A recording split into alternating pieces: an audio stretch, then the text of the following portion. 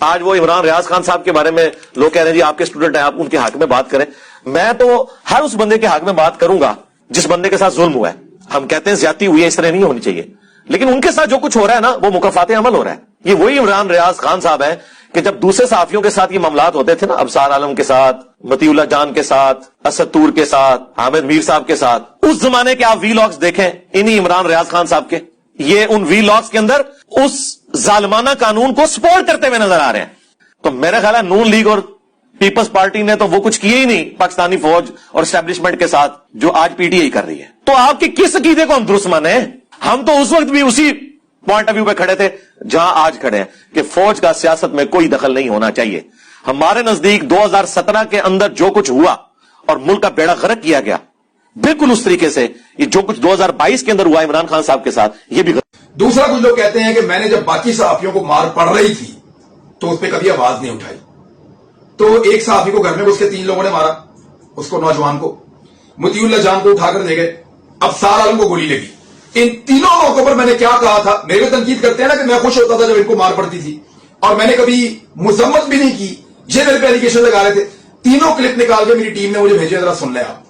یعنی ایک تو ابصار عالم نا جن کو گولی لگی، اللہ تعالیٰ ان کو صحت عطا فرمائے، ان کو تندرستی دے. بڑا انفارچونیٹ ہے، صحافیوں کے اوپر ایسے اٹیک ہونا یہ بڑی زیادتی ہے اور یہ بڑا ظلم ہے. اس کی جتنی مذمت کی جائے وہ کم ہے. حامد میر کو بھی گولیاں لگی تھیں، اور بھی صحافیوں کے اوپر اٹیک ہوتے ہیں. تو یہ نہیں ہونا چاہیے. جو بات ہے اس کا زبان سے جواب دیا جائے، اور یہاں آرگومنٹ ہونا چاہیے. تشدد کا کوئی راستہ نہیں ہونا چاہیے پاکستان میں، اور یہ کوئی راستہ ہوتا بھی نہیں ہے، اور تشدد کوئی آپشن بھی نہیں ہوتا. حکومت کو جو ہے وہ کہا ہے کہ وہ اس کا جواب ان کو دینا پڑے گا اور بازیاب کروانا پڑے گا. اب پاکستان تحریک انصاف کی حکومت ہے.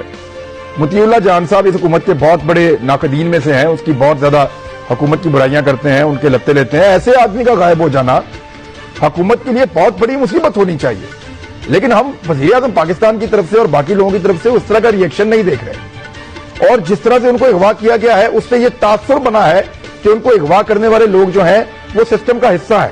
لیکن ایک بات بڑی کلیئر ہے کہ یہ جو ہوا ہے یہ زیادتی ہے، یہ نہیں ہونا چاہیے تھا. پی ڈی ایم کی اور پیپلز پارٹی کی قیادت جو گئی ہے زخمی صحافی کی عیادت کرنے کے لیے، اور یہ اچھی بات ہے، بری بات نہیں ہے.